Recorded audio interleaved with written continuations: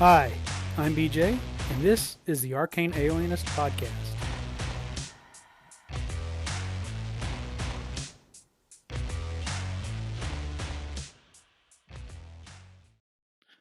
Hey everybody, how you doing out there?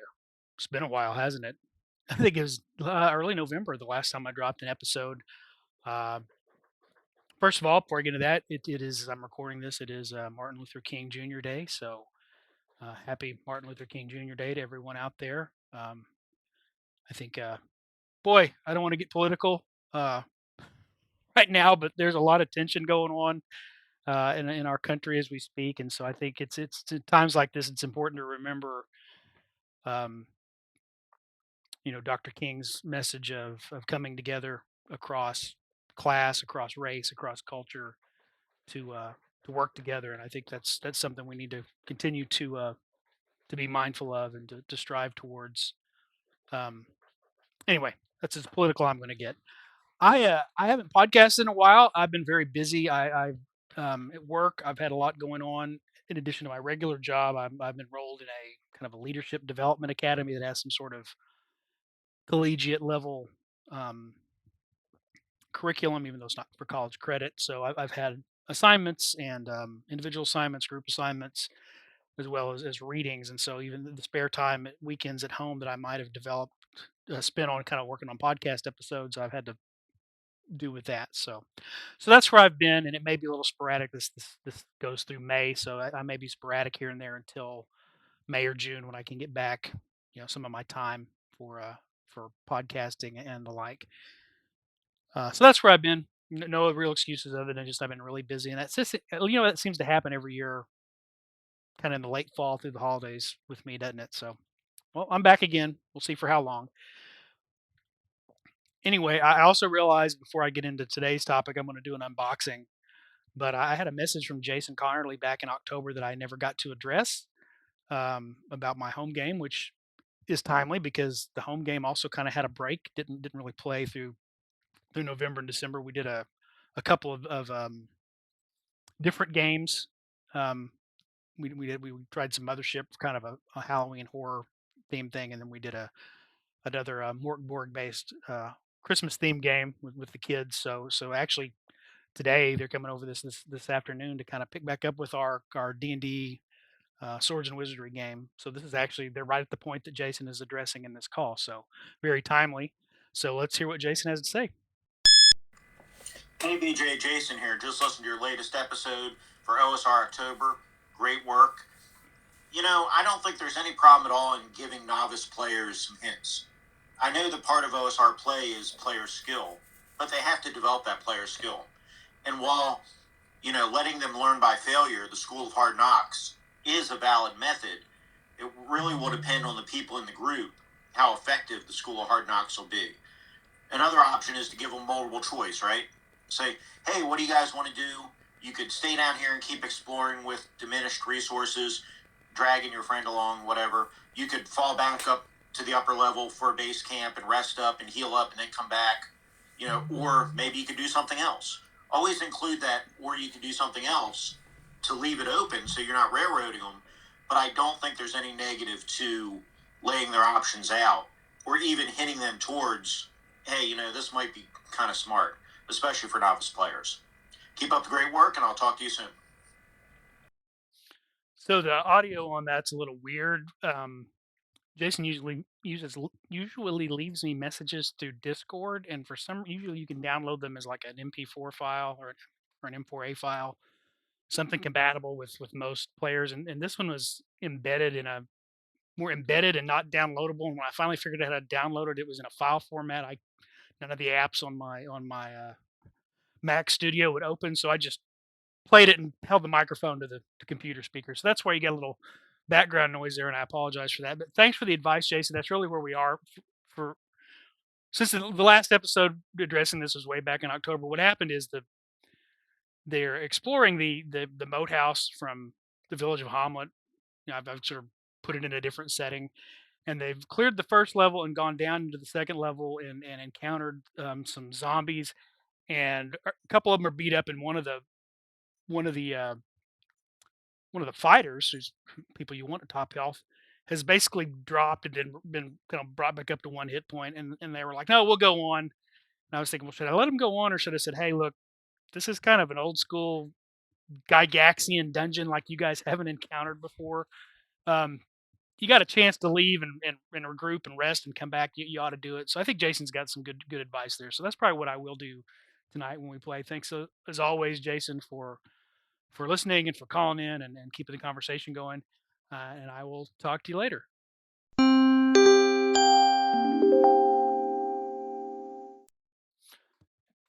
Okay, so here's the unboxing that I mentioned. This is coming to me from Flying Cloud Fulfillment, Evan Tier Games. Uh, I'm not gonna lie to you. I opened this yesterday when it came. So what this is Delve: How to Build and Survive Deadly Dungeons. This comes from Bob World Builder. I don't know if you're familiar with his YouTube channel. If not, I'll put a link into the to the to his YouTube channel in this. It's been so long since I podcasted, I can't even talk. In the show description, I will put a link to Bob World Builder's YouTube channel. Bob is sort of the quintessential nice guy of sort of the major D&D YouTube podcasters. I think he we had a discussion on Discord where somebody was like trying to another content creator was trying to talk about how all the YouTube guys have it wrong and went after like Professor DM and Matt Colville and but then he mentioned Bob Worldbuilder. How can you find Bob Worldbuilder offensive? He seems like the nicest guy out there, always positive, always even when he's complaining or offering constructive criticism, he's very kind about it. So yeah. Anyway, this was something he did on a Kickstarter a while back, and this is a really nice book. I got he didn't just do a non like a system neutral. He did a version for Shadow Dark and a dungeon and a version for 5e, and I went ahead and got both.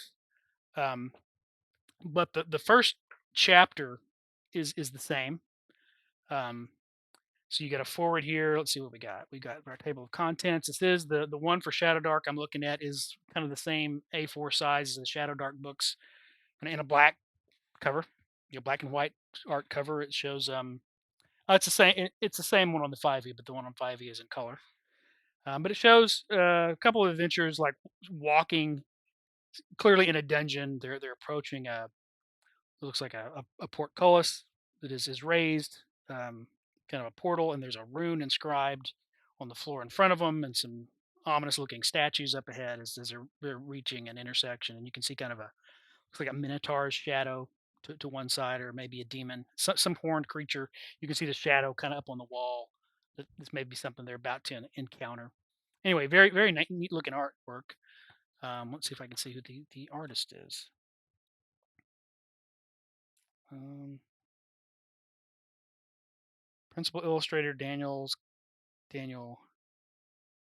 Caballero, Eugenio Frasali, and Claire Bacalhar. I don't know. Oh, there we go. Cover illustration, Joe Wilson. So very nice. Anyway, so this is laid out in sort of the same kind of font you expect of a Shadow Dark book. Very clear, very easy to read. Um, chapter one is the master.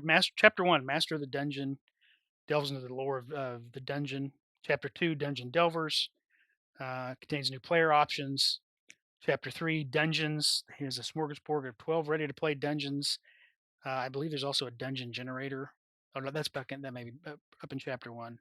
And then chapter four, challenges and discoveries. Hold everything one might encounter or near dungeons, including magic items, monsters, traps, hazards, and riddles. So um, this first book is first chapter, Master of the Dungeon. The first section is called Student of the Dungeon, and he goes through sort of the history of kind of how D&D came about. Um, probably this is just sort of maybe the Cliff's Notes version of the stuff you'd get from reading, um, you know, Playing the World and books like that. But he talks about how there's this convergence of interest in fantasy that comes out of Tolkien's books getting popular in the 50s, and 60s, and so they're in the 70s. Even though Gygax is more influenced by classic pulp fantasy, which he does kind of list those out as Howard, Lieber, Fletcher Pratt, H.P. Lovecraft, Jack Vance are kind of the influences that Gygax has on kind of his thinking. But because The Hobbit has become really popular, certainly that certainly helps with fantasy becoming popular. And he also talks about other things that was going on at the time. Dark Shadows being on uh, weekday soap operas that a lot of young adults loved, which is more gothic horror, but it gave kind of an interest in vampires, ghosts, werewolves, zombies, monsters, witches, warlocks, time travel, parallel universes, uh, exploring crypts and creepy places like that, as well as Scooby Doo, which the monsters are just a criminal in disguise trying to play a scam, but I would have gotten away with it too if it went for all you meddling adventurers, right? Uh, as well as in war games, and of course the coming of the Bronstein, which sort of introduced the idea of playing single characters in a war game as opposed to commanding an entire army, which then influences Arneson, who influence and then kind of takes his idea to Gygax, and D&D is born. So it talks about the evolution of the dungeons from places like uh, Castle Greyhawk and Castle Blackmore through the Tomb of Horrors, the Keep on the Borderlands, then Janelle Jaquay's work with Caverns of Thracia and the Dark Tower, and then the influence of Tracy and Laura Hickman of infusing a narrative element to dungeons with Ravenloft. Um, and he also mentions the Lost Mines of Phandelver as sort of kind of there's sort of maybe a quintessential. There's got an element of sandbox. It's got some pretty typical dungeons with 5e, but it's all drawing on this past and is kind of well regarded as a good adventure because of that. And some other honorable mentions like Xenopus, White Plume Mountain, the Village of Hamlet, the Temple of Elemental Evil, Queen of the Spiders, things like that. And then he goes through stuff you'll have heard over the years if you've kind of been steeped in this. So this is though a nice summary, I think, either for a new person who wants to design dungeons, or just as a reference for those of us who don't want to pour through endless blog posts and other books. But this is stuff you'll get in books on advice to game masters and stuff you'll find in the Alexandrian blog. But it talks about linear dungeons, 5-room dungeons, whether the dungeon is symmetrical or asymmetrical, the Jaquazing concept of multiple entrances and overlapping pathways um, to make it more interesting. Uh, Lock and key dungeons where you can't access one area until you found the key or the mechanism to open a door. He talks about this being really common in solo RPGs and video games, beginning with The Legend of Zelda. Balkanized dungeons where there are multiple factions, like you'd find in a mega dungeon, including he mentions mega dungeons, funhouse dungeons. So it's a really just a nice, just with each of these, just 2 or 3 paragraphs that summarize the concepts to give you an overview.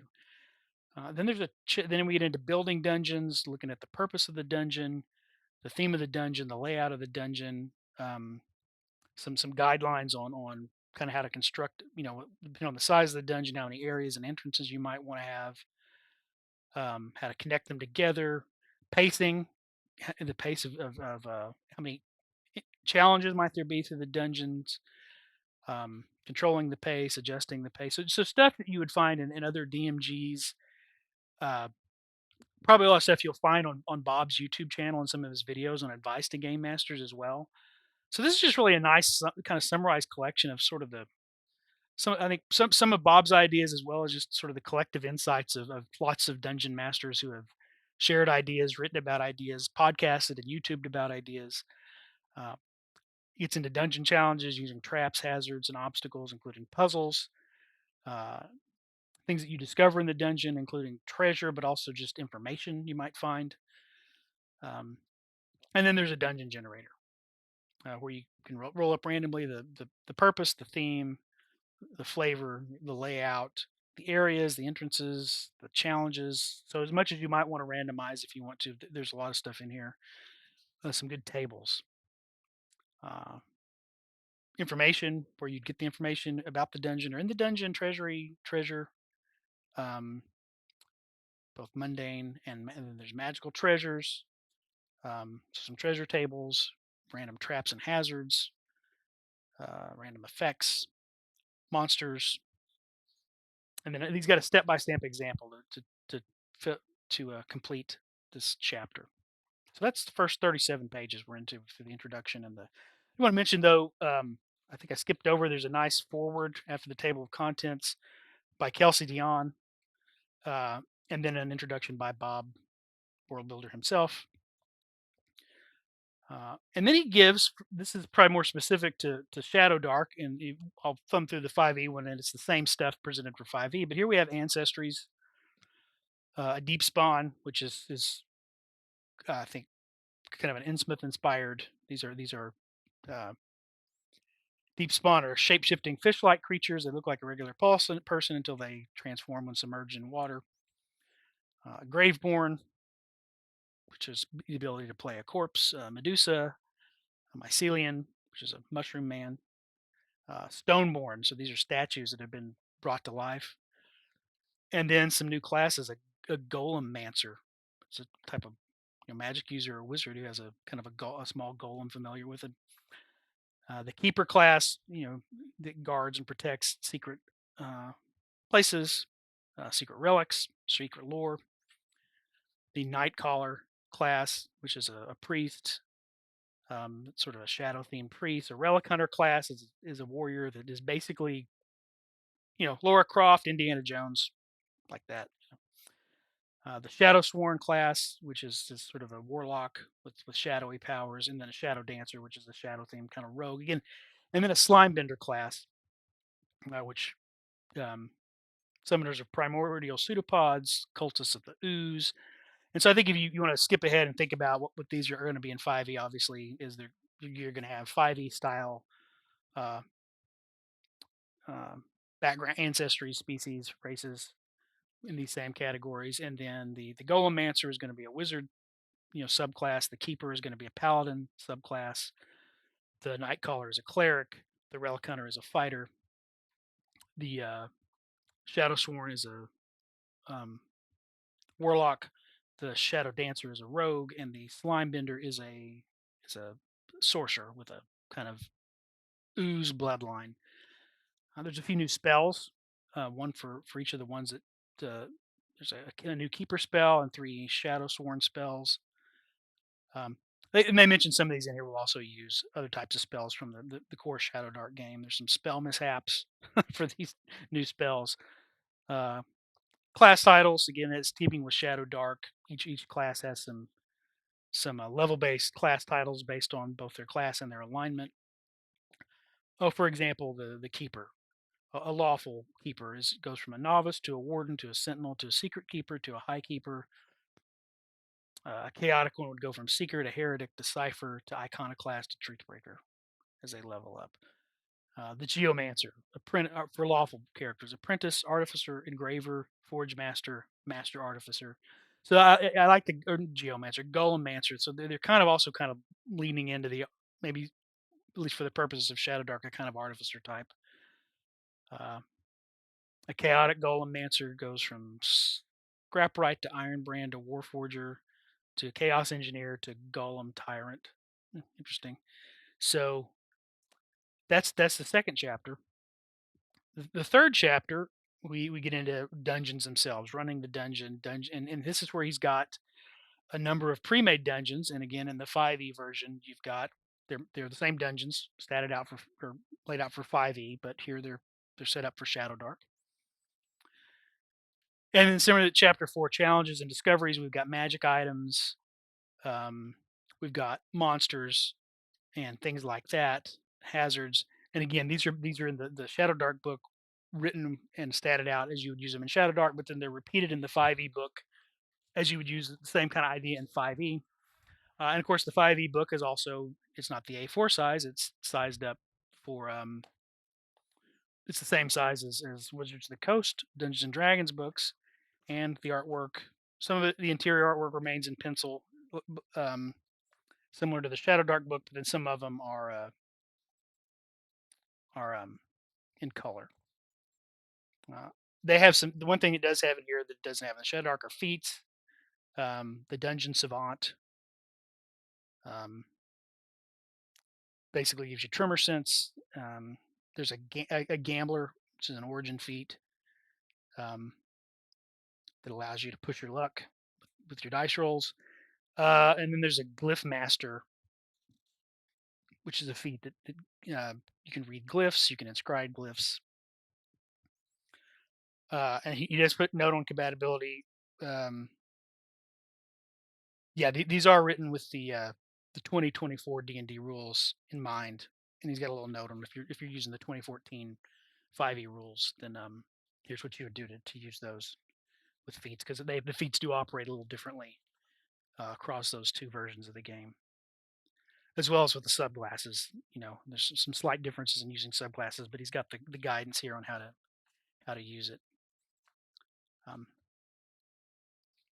So again, these are really I'm really looking forward to kind of uh, putting these to work next time I either play 5e or Shadow Dark. Uh, I got along with the books. He gave some little A4 size, just single page. These are the handouts that will go with these dungeons when you need to show an image to the players, when you want to give them either an image of something they're encountering, or uh, maybe a little diagram of the area that they can look at. You can kind of throw it on the table. So these are really good. And then there are some actual, just same thing. The smaller dungeons, or is it all? No, maybe it's all the dungeons.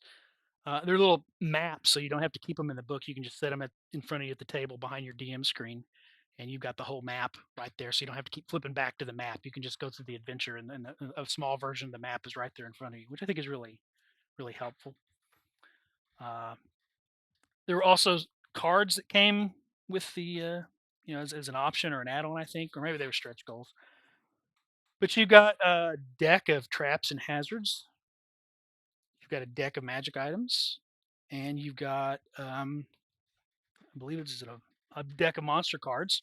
And again, you've got uh, of the all three decks, and then a 5e and a Shadow Dark version. So if you want to just randomize and draw from the deck, or if you just want to keep it as a reference once you know what's in the dungeon, so that you just have it right there along with so you're not flipping and looking all over for monster stats or how traps work or things like that. um, it came with a nice little bookmark, um, the 10 tenets of delving. It's a nice little reminder to the for the game master. Set the scene, match the game's tone, bring props, music, whatever else you might need to facilitate the game. Bite the hook. Um, oh, these are I think these are for players actually. Match the game's tone. Bring pop. Handle the music. Find other ways to facilitate the session out of game. Bite the hook. Say yes to the adventure. Take the GM's hints and abide by their warnings.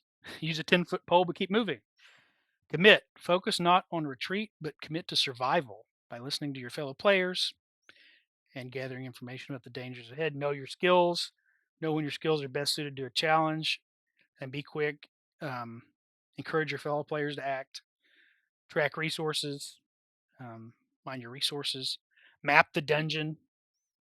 Note the passages you explore, the ones you skip. Look for patterns to help predict what lies ahead. Be observant. Any detail may reveal helpful information about the dungeon's purpose and forthcoming threats. Bargain.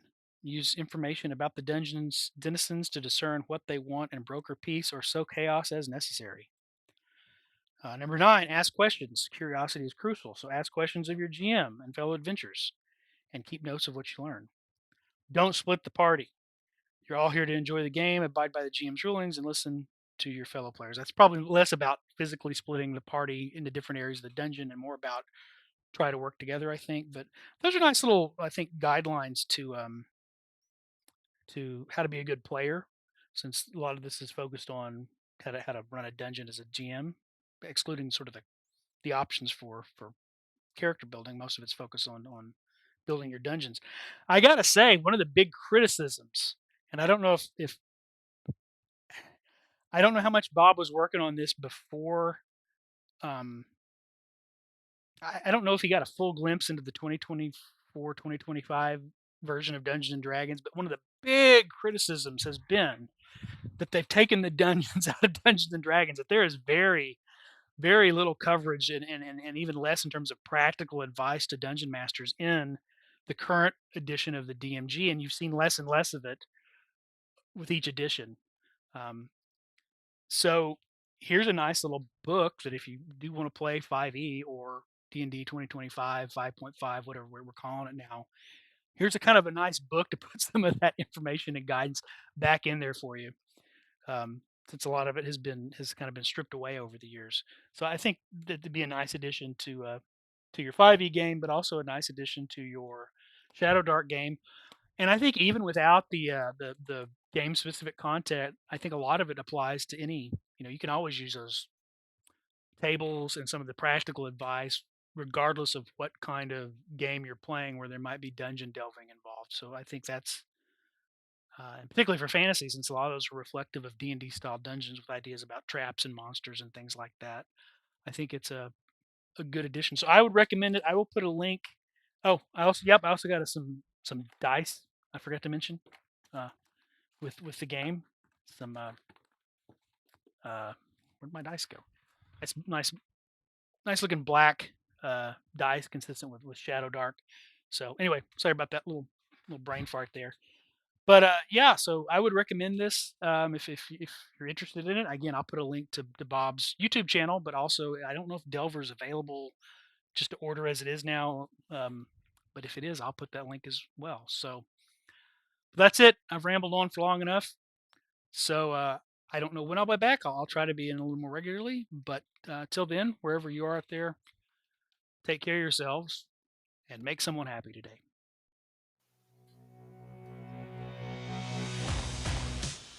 Thanks for listening to the Arcane Alienist podcast.